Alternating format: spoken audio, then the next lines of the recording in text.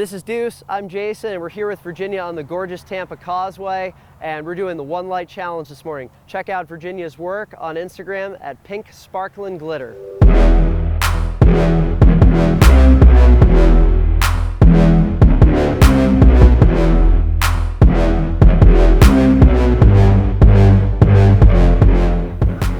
Okay, so Jason's just finished up his shoot, and while I thought what he was doing was cool, I actually a little cheated because I could kind of see things that he couldn't see. And one of those things in particular was that this guy, while it's an excellent light, main light, it also makes an excellent fill light for the model.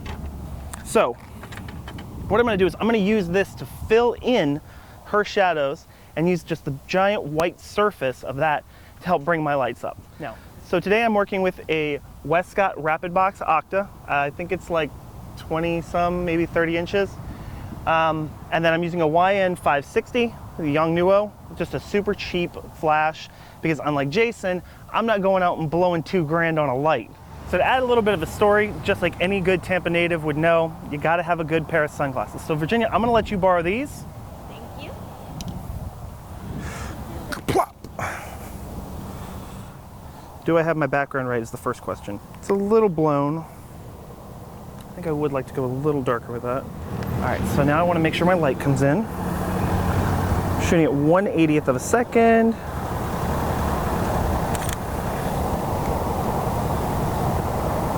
I'm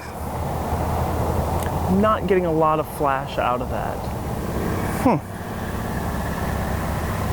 All right, so I'm struggling to get the flash to go where I want it to go right now. So I think what I'm going to do is I am going to just go one light purely. I think I'm just going to use the sun for this. Sometimes things just don't work out on location. That's just what happens. Okay, let's see if I can not trip and fall and die. Good, head tilted back. Look over that way, shoulder that way. Good. Eyes towards me. Good, bring your head back towards me a little bit more. A little more. There we go, good. Good. Nice. Okay, let's stick with that for a sec. Give me 1 minute here. So since I was having issues with this guy working properly, which is infuriating, by the way, if you're ever on location and you're trying to shoot something and then your light doesn't work, it's always good to be able to flex. It's always good to be able to flex and change what you need to do. So, because this didn't work properly, what I'm going to do is I'm going to use this more as a rim light on her and flip around what Jason was doing with his light and switch over to this. So I'm going to zoom the flash head in all the way. Hey VA, if I'm pointing this at you, can you see it? So what I'm looking at is I'm looking at her hair here, and I'm trying to determine whether or not the flash can see her hair. Because while we've got a good shot where we're at, I want to get a little bit of separation from her in the background. Not a crazy amount, but just a little bit. And when I'm also doing this, I'm setting it so far away because I want to have it a little higher than where she's sitting.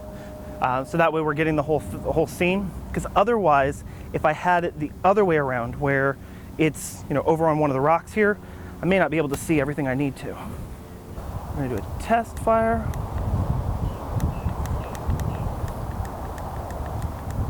It's not firing. Why is my flash not firing? Curses. All right, sometimes the more expensive gear is definitely worth it on some parts. I'm guessing interference, so let's change the channel real quick. There we go. That'll do you. All right, let's see how this looks.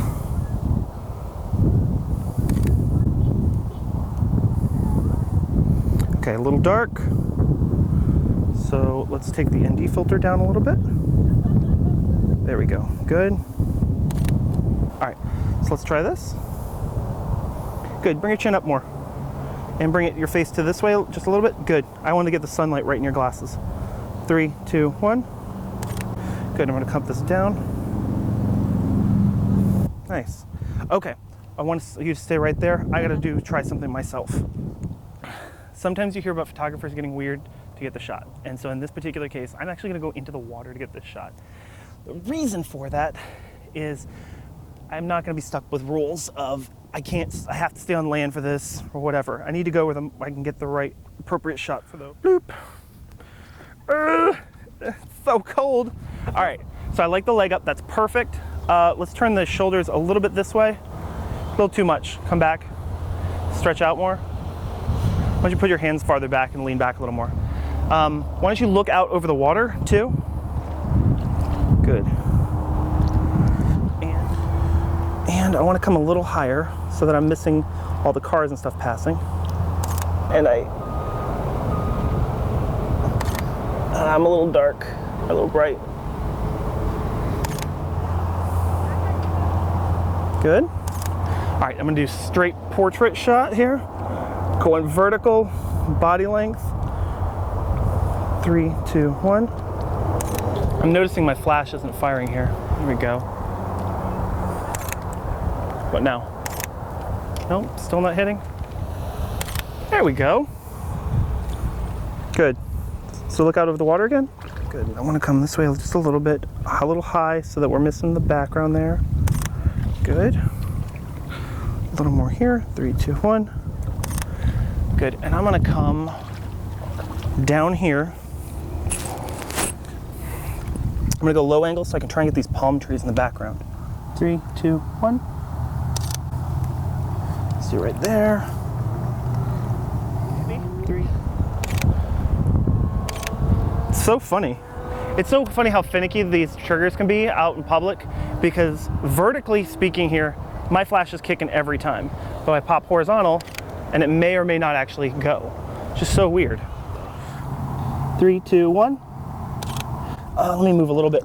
The shot I just took has her head and a palm tree coming out of it, which is as lovely as that looks. I'd prefer it not. 3, 2, 1. Put this knee here. Turn, so sit on that hip. You want me to sit like, Yep. right, like this? There, that'll work, yeah. 3, 2, 1. Here we go.